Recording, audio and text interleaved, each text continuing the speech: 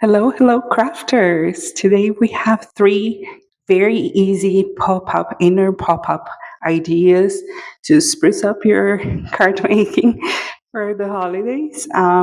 Two of them are very pretty much Christmas, but the last idea I'm going to show you today, you can actually use it to pop up any element. Okay, so stay tuned, keep an eye out. Outside they're very simple, but inside they're quite special. For the first one, we need two card bases. I am using a heavyweight one that is white and a very kind of intermediate way that is green. As you can see, once I try to line them up, the green one will be kind of peeking out through the white. I don't want that. So I'm just going to cut off like a hair along the open side.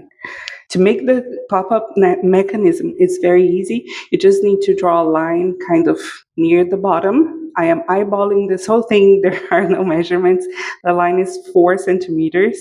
And then I'm tracing a diagonal line from the bottom one up to wherever I want on top.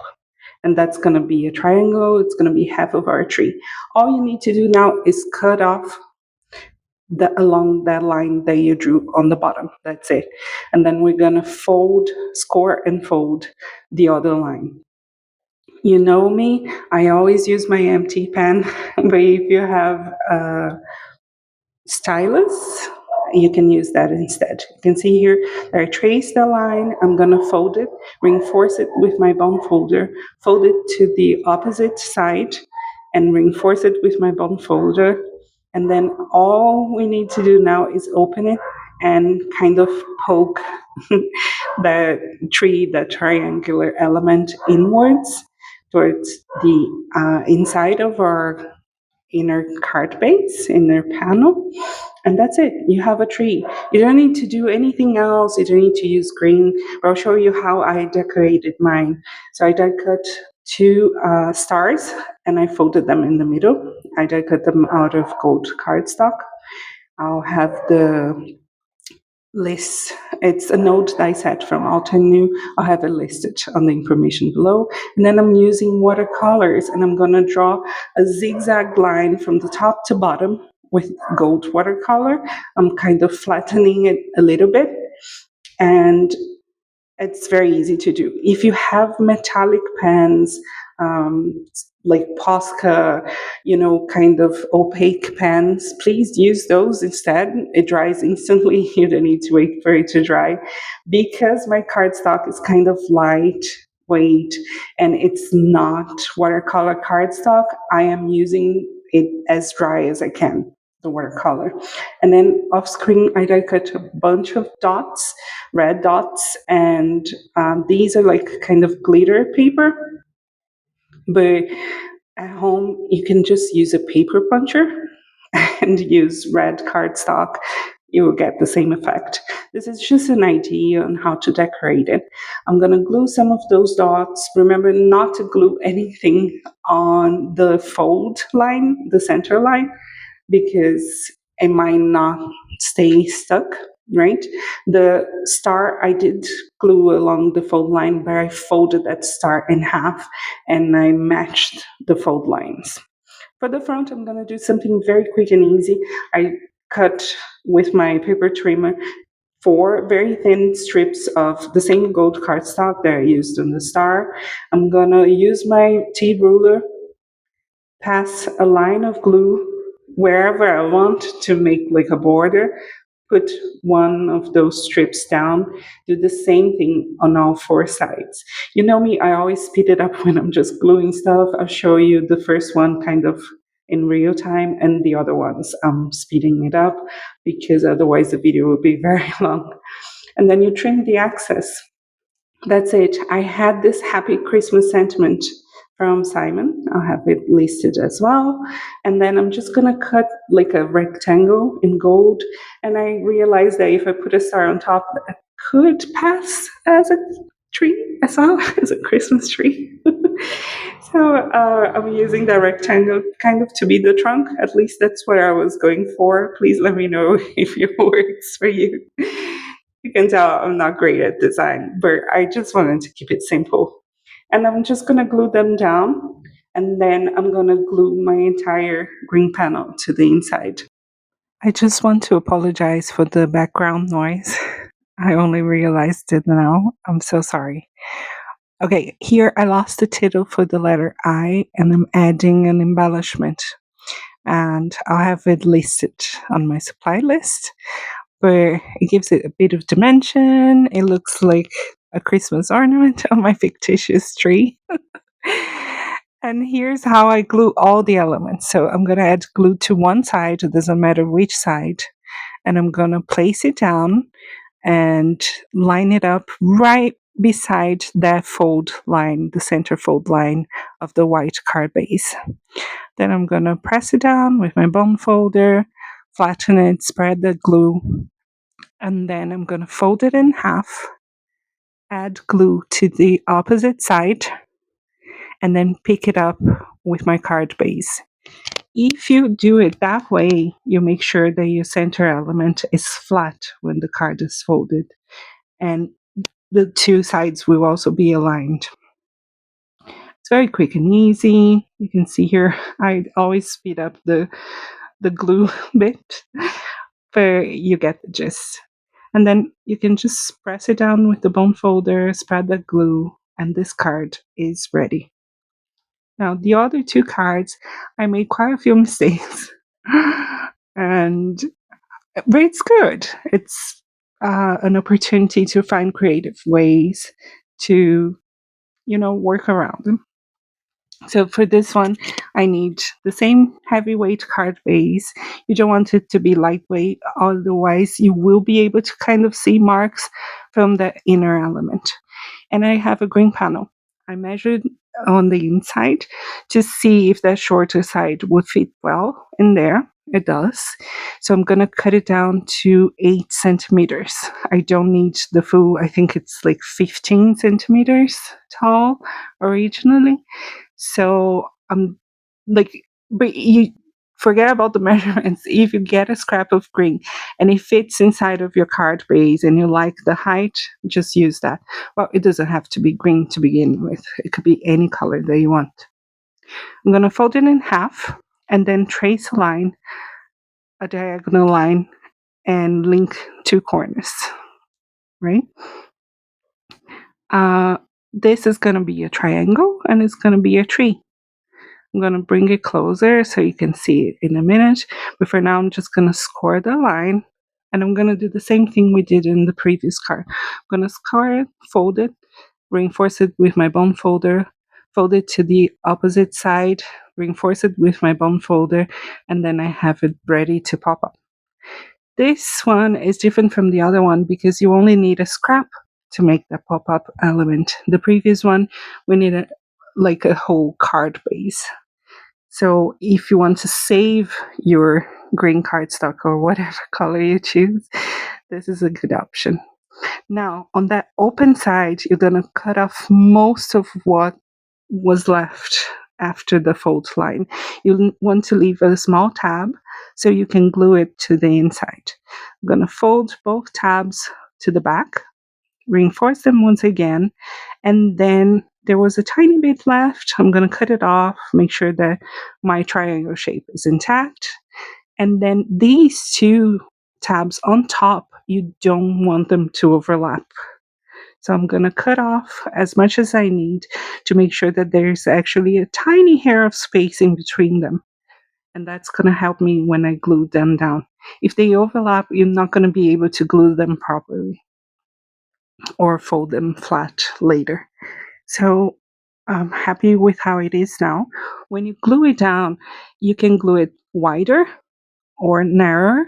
It's up to you. It all depends on how you glue it to your card base.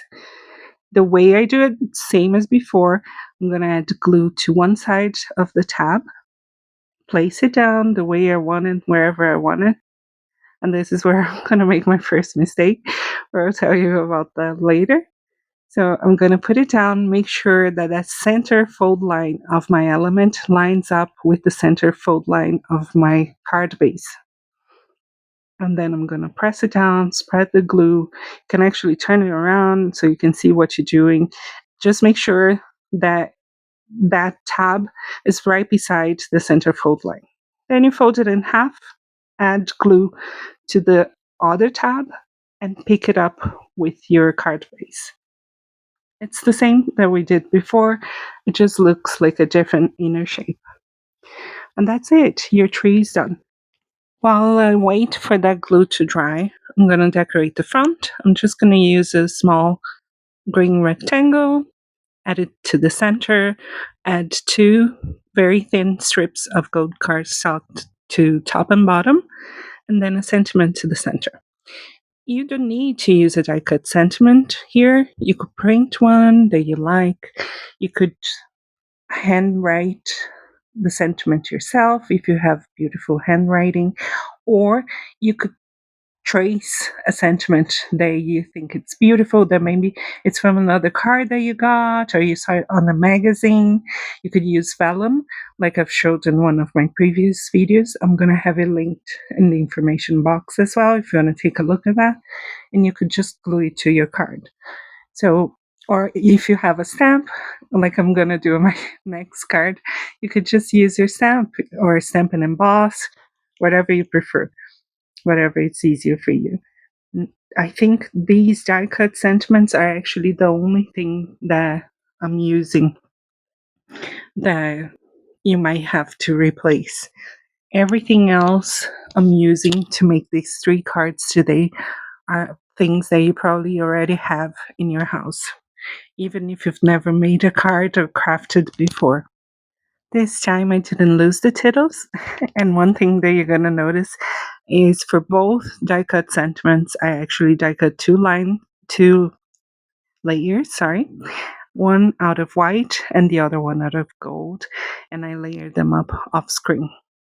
Now, let's talk about the mistakes I've made on this card so far.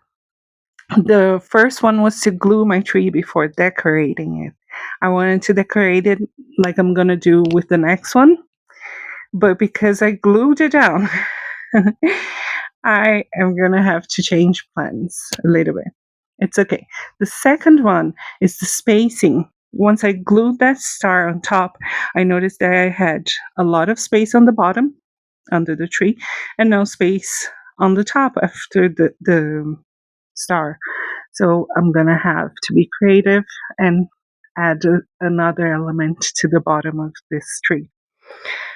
So what I'm gonna do instead of my original plan is once again use those watercolors because I already had them. But I'm showing you another way to do it. First one we did zigzags. This one we're crisscrossing on the sides. It's very easy. Believe me, if I can do this, everyone can do this because I'm not good with paints or watercolors or inks or anything like that. For this one, I'm adding just a few dots, way less than the first one, way less than the last one as well. And then now I can't fold it because I need to wait that watercolor to dry. So here's what I'm gonna do. I'm gonna fold a scrap of craft cardstock that I had in half.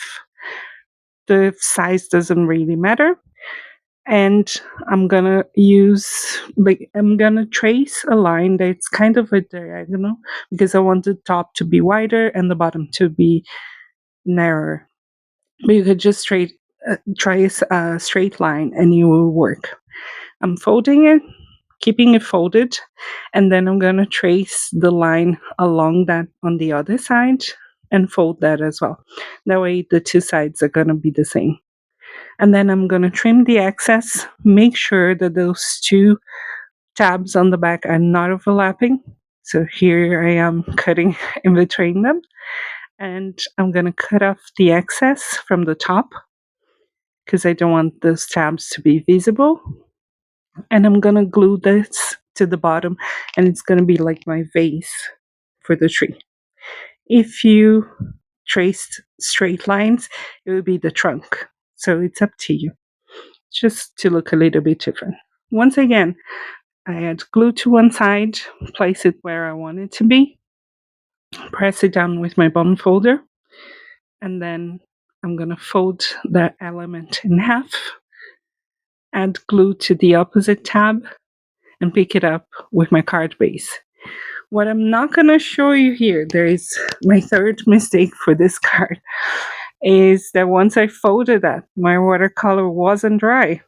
So I got a lot of gold watercolor on my card base, unfortunately, where I just lifted it up with a wet cloth. You can see small traces of it along the fold line, but it doesn't look bad. I don't think it looks bad. I'm telling you because I edited it out, and if it happens to you, you know that you can still fix it. So here's how it looks. I think it looks cool, even though it mostly came from a mistake. Here we have the leftover piece from the one that I bought that I cut on the previous card. I am just going to find the center of this piece, and then I'm going to trace a line to each one of the opposite corners and trace two diagonal lines. That's going to give me a triangle. Again, don't worry about the measurements. You can actually check the measurements with your cards, like for the maximum height. Later, you see me doing it myself. And then I'm just going to cut along those lines. You could use your paper trimmer if you have one, but I just wanted to show that you can just use your scissors. Try to use the longer ones. I find it easier to get a straight cut, but I'm just cutting along. You don't need anything special, any special products. Now, these are leftover strips from the previous card and from the front of the other cards. And I'm just going to glue them kind of, again, crisscross. And this is what I wanted to do on the previous card where I glued it down before I had a chance. I completely forgot about it. But again, we're creative people, right? All of us here. So we find a way around our mistakes. I'm going to speed this up because I'm just gluing them down. And then I'm going to add loads of circles, trim off the excess from the back, and my tree is decorated, is done. Now, bear in mind, I'm using very, very traditional Christmas colors here. You could use any colors you want. Instead of the red circles, you could add like all the colors that you want. The tree could be the same color of your tree or the person you're sending it to. I'm adding a star at the top again, the same die cut that I used before from Altenew for all cards. And my tree is ready. Now I'm going to create a mechanism for the pop-up this time. This time I chose to use it landscape orientation. To make the inner mechanism, I only need a strip of paper. You can see here that I'm using a scrap that I had in my stash. Again, size, width, it could be anything that you want. All you need to do is fold it in half. And then we're going to fold the edges to that center line that we created. And they have to meet in the middle. So it's very quick and easy.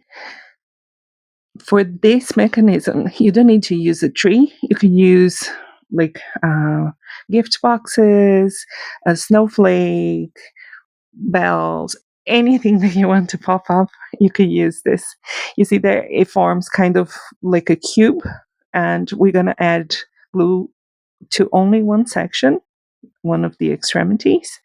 We're going to fold it in half, place it right beside that folding line, the center folding line of our card base, and then add glue to the other extremity that is on top, and then pick it up with the other side of the card base. Same as we did on the previous two cards. But this time we have that cube that we can glue anything to it and it's going to pop up when we open the card. It's a weird orientation because it's landscape on the front. It's kind of portrait on the inside. I didn't plan this well. I really didn't plan this one well. So you can choose which side you're going to add your elements to. I just wanted to show you that you could use them on portrait or landscape orientation. It's up to you. So I'm going to add glue to one side of that pop-up mechanism. I'm going to center my tree and pick it up. And that's it. It's so easy, so quick. And all of these ideas, I'm saying that you don't need measurements, because if you understand how I created them, you can adapt it to any card size that you want to use.